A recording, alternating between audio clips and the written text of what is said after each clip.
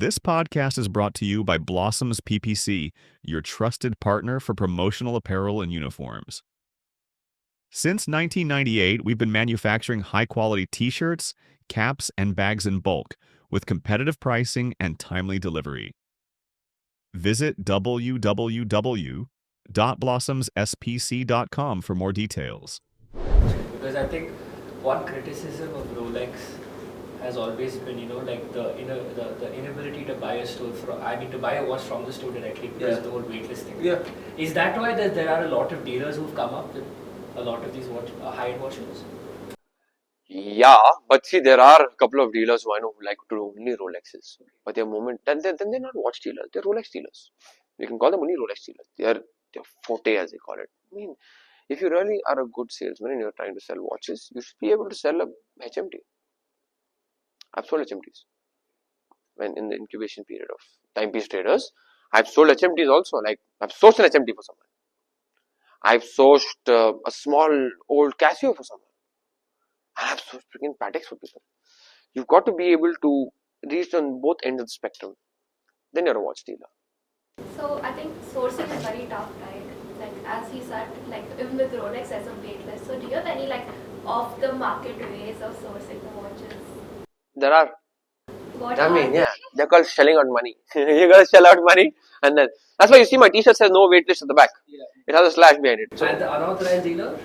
I'm an unauthorized dealer. I'm not an authorized dealer, right? Authorized dealer, ethos and Zimkin. I thought that when I saw you with the unauthorized dealer, I thought that's like a pun or like some kind of thing you. It is a pun also. Yeah, my brand.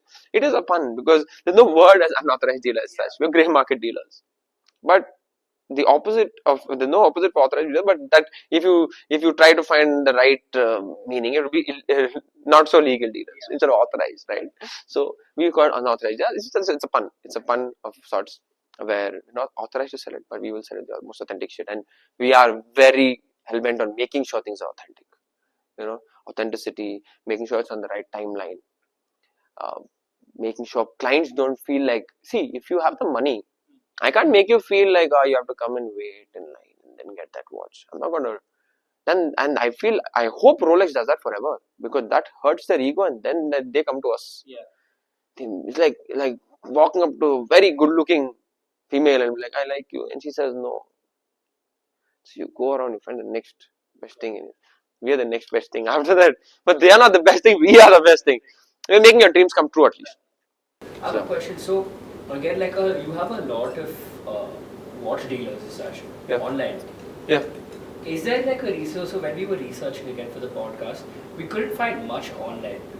There's no website where not regulated. So I'll tell you why. See, on a luxury watch, any watch above 25,000, 28% GST is levied, right? Below that, still at 18. So people, firstly, there's no authorization for you to, or get a license for you to sell watches. You have a trade license, you have a business where you're selling pre-owned goods, right? So like a very similar to a pre-owned car seller. Yeah. So you buy a product and you sell that product. You have to pay GST on your transactions, right? So that is the basic thing. So very few people will ever do that. Ethos does that today, right? Ethos second movement will take your watch at a price and pay you in white, cut off the taxes or whatever you have to pay, or they'll have to pay, or whatever it is. They'll take care of it.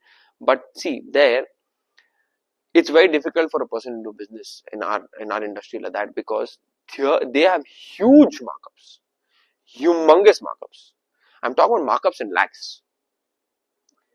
I feel if you want to run a business and on one product, you cannot have a profit margin more than 5-10%, max 5-10%.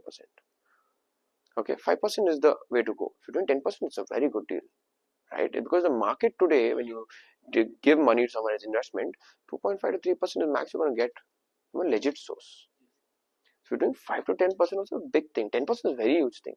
That's why if you go into regulations, it gets even more difficult. So now the ethos gone to the regulation side. They have to have these huge markups to accommodate that GST there and everything. So that is one thing that at this part you cut it off, but it is No, this is not this is why most of you won't see these dealers around, and also you coming out as a dealer is you showing that you've got a lot of money. You got to show that you're coming out there like got the money, because probably when you're driving a car, I can tell you straight up, the watches I wear in my hand sometimes are more expensive than the car I'm driving currently. Like today I might be driving another car, maybe another car at home, but I might, if I'm living in my Polo, then my watch is worth twice my Polo. So it's like that, So we try to hide somewhere in the shadows. I, on the contrary, have come out a little more. I've made videos saying that I'm a watch consultant. Okay. More, to put it in a more nicer way, I'm a watch consultant. You want a watch? I can help you get it. That's how it is. I hate that word, but So for the legality of reasons, I'm a broker. I would say a broker, but our business is to buy and sell watches. I mean, everything to do with watches, from services to we've got PPF nowadays for watches. Watches? Yeah. How does that work? My whole watch is PPF right now. My GMT on this case, on the back, it has a PPF layer on it. It's called a watch protection film. It's a 3-layer thing. We get it from abroad. We have it pre-cut for certain watches, and for certain watches we manually cut it and we apply it. Take out the first. It's a very simple thing, but you got to have very nice attention to detail to go have it done. But it helps you a lot. It saves your asset, because a lot of people who buy these watches are scared of getting a scratch because tomorrow they want to sell it and all that. So for those people, it's perfect. So you see watches as investments, right? No, not at all. I never tell people to buy it as an investment. See, if you're getting a great deal on a watch, that's a good thing. Buy a watch because you want to buy that watch. Don't come up to me and be like, I'll buy it for this much, tomorrow I'll sell it for this much, I'll make money. No, go buy gold, bro. Honestly, go buy gold. That's the best thing to do. If you want to do that, buy. If you want to buy an experience, and if you're not a miser of sorts, please get yourself a Rolex, wear it, and act the part. Otherwise, take a block of gold, take a thread, tie it onto your hand and walk around if you want an investment to be on it. But initially, like when you were doing all the sale business, you were buying and selling. Yeah, I was buying and selling because I'm a trader. I made my business. From the investing, I was not investing in those watches to make money. Like I said, my whole point of view is buying watches for myself. And then when I got a watch whose market value was so and so, and I got it for a really great price, then I was like, I'm not going to like this anymore. I'm going to sell this because I'm going to make money off it. So even today, when a lot of clients call me, I mean, almost every person I've met, something in chance come, you tell no ma, please. Nothing comes in chance, sir. There's never a watch that comes on chance. And I'll tell you one, it's ethical, not ethical, I don't know, but according to me, it's a very ethical thing to do. If a client comes to me and says, I'm in distress, I need to sell this, I would help the client. I will not buy that often. It happened to me twice, thrice maybe. I'm in distress, I need to sell this. What's happened? What's the need? Some of them are open to disclosing, but see, with my clients, I've got a nice relationship, like I mentioned. Relationships are so important that you get on to talking. We are having a podcast today. My clients come and sit like this with me, and we're talking about this. So when they say we're having a need, we'll make it happen for you. No? Why do you worry? You want so and so? Okay, I'll make this happen for you. But we'll do one thing. We won't sell this watch. I'll hold this for you. Okay, you make your needs go through, and then take your watch back if needed. And I'm not pledging a watch there, but they come on to saying that no, the advance so nice, pay you just give me an advance or whatever is it. Or if not, we can make that thing happen for them. If you really care about this thing, and then you tell me, leave the distress aside. You still want to sell this watch?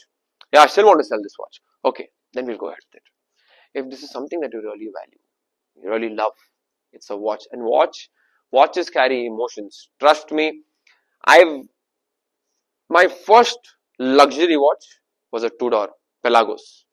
It's still there in my car. So that watch, I waited for 3 years for it to come. My brother-in-law wore it in 2015, 2016. From Pune, he had come to Bangalore. He was wearing it. I loved the watch. I told him I really like that watch. Didn't know the price of it. It was easy to tell I want that watch. My brother-in-law being my brother-in-law, I will get you one. Today, I think from 2016 to 2019. I was working 2019 when I get my sister's call. You want that Pelagos? Okay, take it off. I'm like, I'm not going to take it. I want to buy it. It's Jiju's, I don't want it. Somebody else's watches come, you can buy it. Told me the price, I bought it. Like I said, I was working, I bought my Pelagos. 2019, 2019, 2020, 21, 22, 23. Okay, 2023. I think I got 2023. I got fixed to get married. Okay, and I was like, okay, I've got to do something. I've got to make things happen. I've got to make it easier on my parents. I want to have my foot in the door when my wedding preparations are happening, my engagement is there and all that. I loved my watch. Trust me, if I see my watches sometimes, I'm so emotionally attached. And that Tudor, when I got it also, I cried because I couldn't believe it.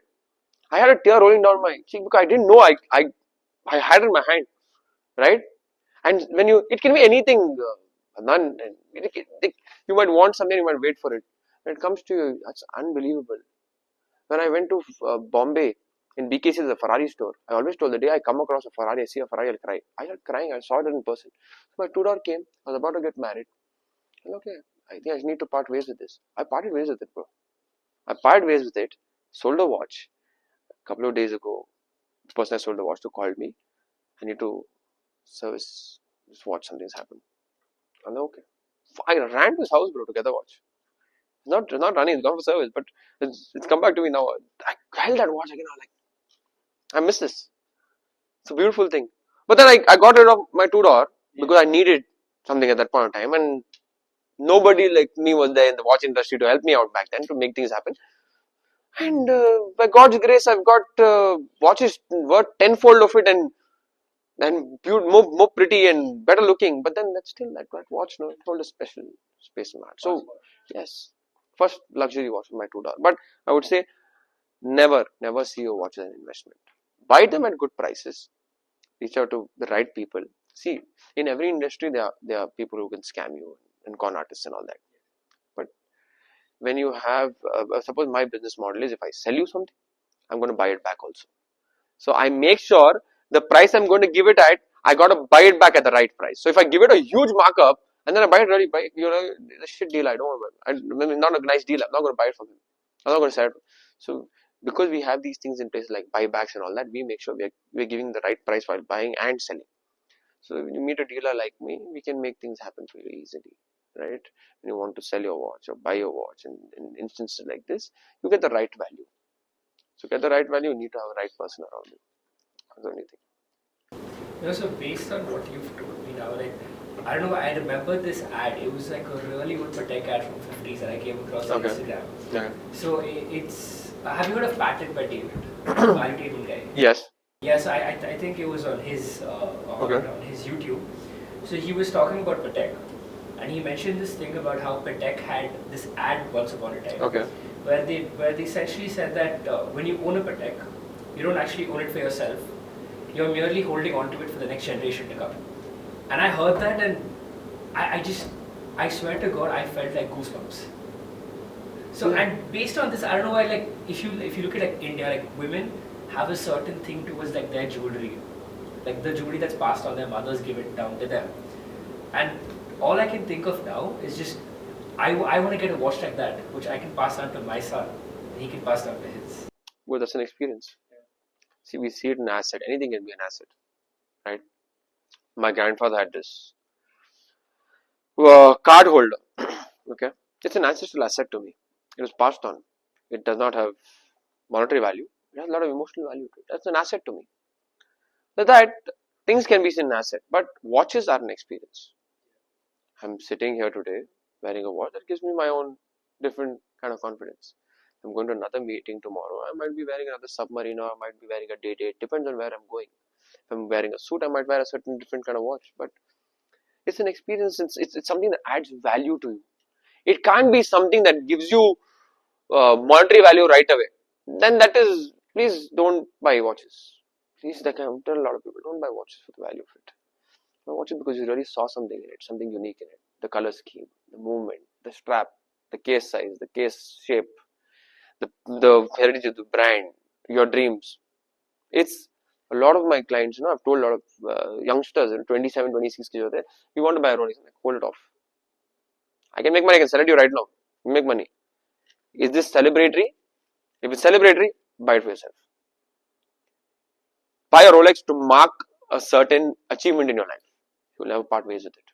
And it will hold more value than you can ever think of it. Make it a celebratory thing. Don't make it a thing that you just want to buy, sell tomorrow, and make money. Don't be stupid.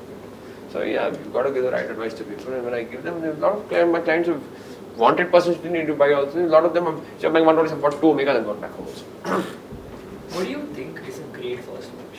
Like a first, like I'm going to ask this purely from my standpoint. So the thing is, I am very careless. Okay. I'm absolutely very careless. Whichever watch I own, even that protect, really take very good care of it. Whatever watch I own, never really taken that great care of it, which is why I got this Casio. Got this when I joined college. Edifice. Yeah, my goal basically was just wear this for 3 years Yeah. and see how I take care of it. Yeah. If I can take good care of it for 3 years, after that I want to get something really good. So which watch would you recommend for me? Right off the bat, go for this, because students budget again, keeping all that in mind, in a range of about 25 to 35, for instance, if that is, or 20 to 30. Something a little more expensive. Like, so I'm just giving you some context. So I'm getting into the business world now. Okay. After 21, joining the family business full time. Okay. Corporate business. I mean, we deal with a lot of corporates again. So the presentation, all of that really matters. Okay. So something from that standpoint, what would you recommend? Omegas. The Omega starting off from 4-5 lakhs also. Okay, if I want to go a little lower, I would say go for a Tag Heuer. A Tag Heuer is a good watch. They don't hold resale values, but they're beautiful watches. They've got a history behind them. They've got a diverse history behind them, and they're the Swiss. They marketed, and their brand ambassador has been one person we all relate to, Shah Rukh Khan. Somewhere you all want to be Shah Rukh Khan. Somewhere you can say. Tag Heuer is a great brand to have. Longines I would never suggest to anybody. A lot of people tell me Longines is a good watch. No, it's not a good watch. According to me, they're very midlife watches, 35, 38 kind of watches. You only want a nice watch, go for a Tag Heuer. Tag Heuer, you want to up your game a little more, go for a Breitling. A good 2.5, 3 lakh budget, go for a Breitling. Or if you are actually a person who loves watches, there's no brainer in this, only a Tudor for you. Anything between 2 to 4, you'll find a Tudor. Even new, a Tudor Royal comes for about 2 change. It's a great watch. It's an automatic. It's made by Rolex, obviously. The sister company of Rolex, Tudor. Hans Willdorf, the founder of Rolex, started 2 firms. One was Rolex, and 4 or 5 years later, he started Tudor. Tudor was made for the more affordable category of watches, right? For the more working class kind of people. And Rolex was made for premiums. So Tudors have very similar models with Rolex, very similar looks, very similar movement categories and power reserves and all that. So Tudors are one that if you feel that you want to have one watch that's going to be valued and it's classy and has a name to it, nothing besides the Tudor. That's the best watch. Yeah. Another question that's not related to this topic, but can you explain a bit about the history of watches? Because so off camera, like Vidhi and I were just deciding what questions to ask you. And one of the questions was again like, what's the difference between like the Japanese watches, the European ones? But before we ask that, I just want to know a bit about like the history of watches. I mean wristwatches. Wristwatches, before that we had pocket watches, but they also attributed to the making of wristwatches. The pocket watch was mainly the biggest drawback was it used to lose time. Gravity acts on the movement. That led to the making of the tourbillon. A tourbillon is a triple axis. It's a balance wheel and all that, which moves on an axis. The balance wheel is constantly rotating in multiple directions. So that's a tourbillon which helps you not lose time when it comes to it. So pocket watch led to that. And Blancpain being the first few brands, I think the first brand to ever make a wristwatch, right? It brought about, I think back then, when I wasn't born, but what I've heard and read about, it was still an accessory back then. And watches, like I mentioned, they somewhere bring about an emotional connection to you. So when the times went on and people started relating, there are people who I even know till now I've met also who won that one watch that's been wearing for like 50 years, 40 years, older, like friends, grandparents and all that. Wearing it for 60 years that watch, 50, 60 years. So that personal touch that comes off into your watch, and I think that has led from it growing from an accessory to such an important part of everybody's life, something that keeps you on track. It's something that's very so important. And back in the day, we didn't have phones as such, which showed you time.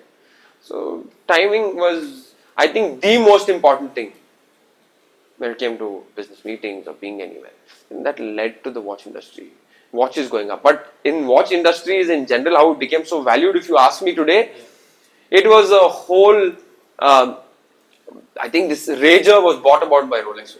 We have to attribute the growth of this market to Rolex. Hands down. Those buggers have played it so well.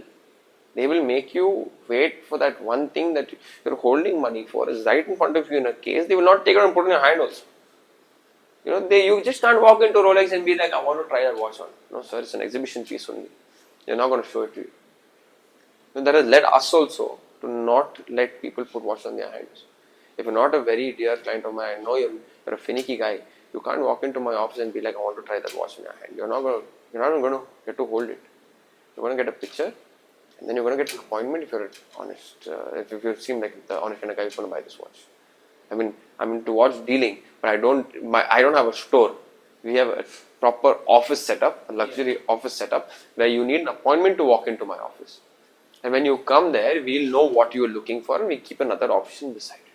We never give you free hand. Come, look at all these. You can buy whatever. No, that's not our concept. We cannot let you feel like, oh, I've got it. I'm going to walk in, do whatever. Because, like I said, we are selling an experience. So when I tell my clients that you've come here, you asked me for this watch, but judging from your way of talking, the person that you are, your social circles, I think this is a great option as well. That personalized feeling starts from there, and that whole experience of that watch started from there. And when you walk into a store, pick up a watch, I like this watch, I bought it. But when you come to a person like me and I tell you, I really found this to be interesting, somewhere resonates with your personality, it is added to your head that, this was chosen for me, and when I went to buy it, they gave it to me, boss, what a watch. I will never part ways with this. It's an experience. So, Zaki, now we're in the last part of the podcast, and I wanted to ask you, what are your top 5 watch brands, and what's one word to describe each brand? My top 5 watch brands, starting out off the bat, AP is, like I mentioned, really close to my heart. Love the watch. It's a quaint watch. It says a lot by itself. You don't have to walk into a social setting and be like, AP. Everybody knows the AP. AP means you're a big shot. Okay, you've made something of yourself. Rolex, absolute class. Number 2. Rolex, like I mentioned, timeless designs. Again, it will not. There's a dodgy point where everybody's trying to get a Rolex today. So you might be someone, or you might be trying to be someone. Rolex is there, and then comes third. You can move to Tudors, because, like I mentioned, Tudor. I love the brand. It's a great watch. You're starting off. You're looking at Rolexes, too expensive. You see Tudor, you know it's made of the same pedigree. It's a great watch, great designs. They've got jubilees, they've got divers, they've got dress watches. Amazing. Little below that, I'm going with the value proposition also here, value point also here. Fourth, you come to Omegas. I don't have to talk too much about Omegas. Like I mentioned, Bond says it all. Omegas are if you really think, for instance, a hypothetical situation, a person has only one watch he can buy in his life, the Omegas. The Omega is going to last you a lifetime. It's never going to run out of value. It's going to hold some value for itself and for you. Emotional value as well as financial value. It's going to hold. Omegas are great watches. And on the last, I'm going to say, we could go with Breitlings. Breitlings are great watches. If I had to, Breitling / IWC, because they go both into aviation. They're great watches, rugged, good looking. Not very dressy, but they have a lot of functionality to it. Beautiful watches. So the 5 are AP, Rolex, Tudor, and then I went to Omega and Breitling. Breitling, IWC. So they are beautiful watches. What is your opinion on PRX? Man, I've told a lot of people this. If you want to buy your first great luxury looking watch, buy a PRX. Yeah. You're not going to be disappointed. A lot of, suppose if you tell me that you know people who've known me or such mine, you can speak to them, they'll say PRX is the watch. I've told them also, get a PRX. A PRX mimics an AP to a certain level. Like how your watch also looks like an AP to a certain extent. A PRX also looks like it has the seamless bracelet.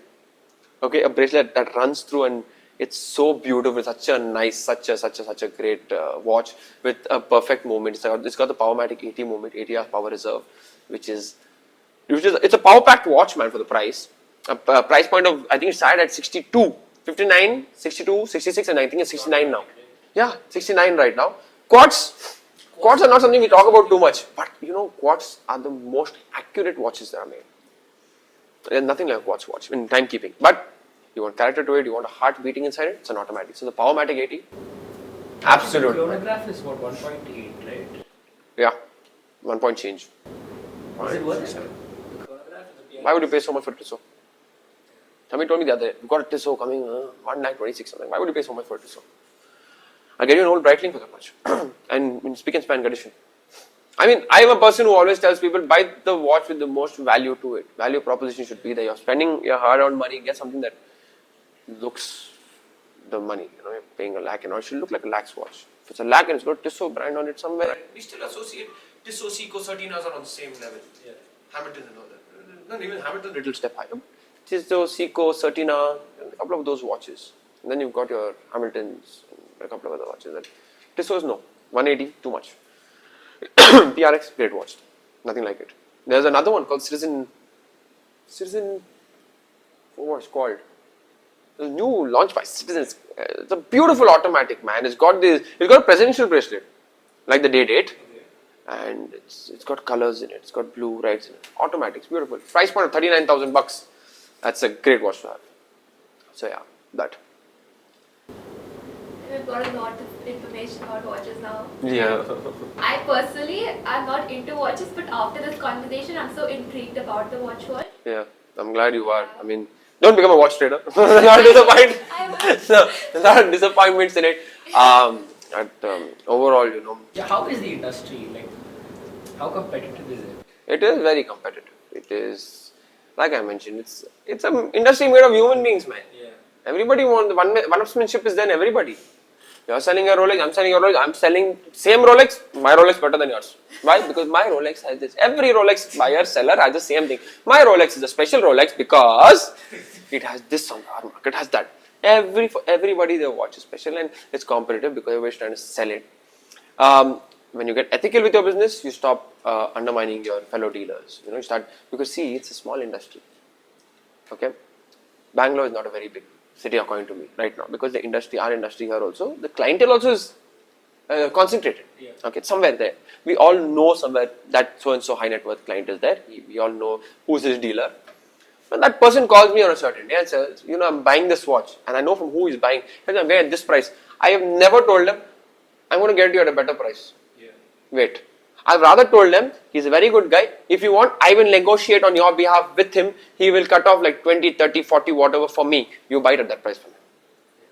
It's competitive, but it's not at our level, it's not unethical. At maybe a lower level, it's quite unethical. When you come at luxury space, it's not unethical. It's very ethical. People are very respectful.